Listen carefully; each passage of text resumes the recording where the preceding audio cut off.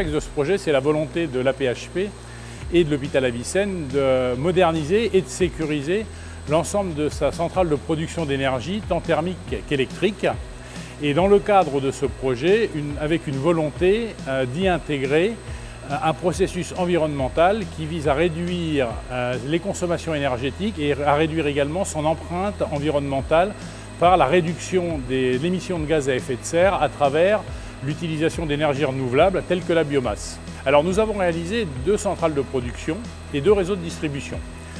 Une centrale de production d'énergie thermique avec 2 chaufferies, une chaufferie biomasse de 3 MW, puis une chaufferie d'appoint secours gaz et fioul domestique de 9 MW, ainsi qu'un réseau de distribution de l'énergie thermique avec 16 sous-stations permettant de distribuer l'ensemble de l'énergie thermique à tout l'hôpital. D'autre part, nous avons réalisé une centrale de production d'électricité de 6 MW avec 3 moteurs de 2 MW unitaires et une boucle haute tension desservant l'ensemble des postes achetés de l'hôpital afin de secourir l'hôpital en cas de défaillance d'alimentation par le réseau EDF.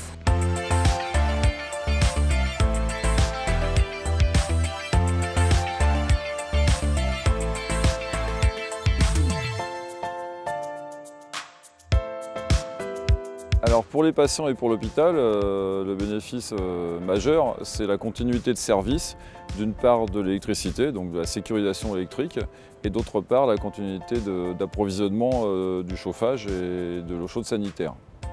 Alors en termes d'environnement, c'est un élément majeur de la politique de développement durable de l'ensemble du groupe et de l'hôpital notamment.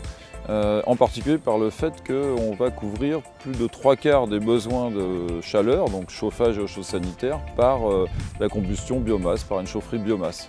Ce n'est pas le seul élément de la politique de développement durable du groupe hospitalier, puisqu'il y a d'autres sujets tels que les déchets qui sont traités avec un certain nombre de filières spécialisées, et puis beaucoup d'autres projets qui s'associent à cette politique.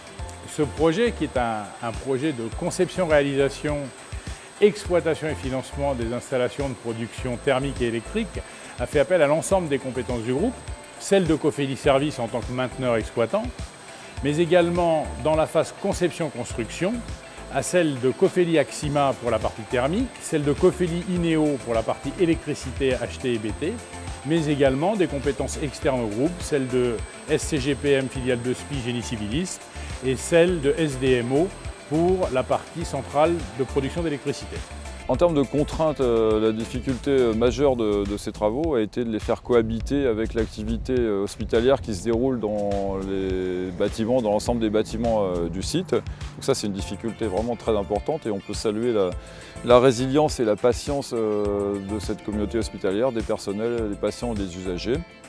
C'est ajouté aussi à ça une contrainte d'une autre nature, donc c'est la préservation du patrimoine, ce qui est important particulièrement ici.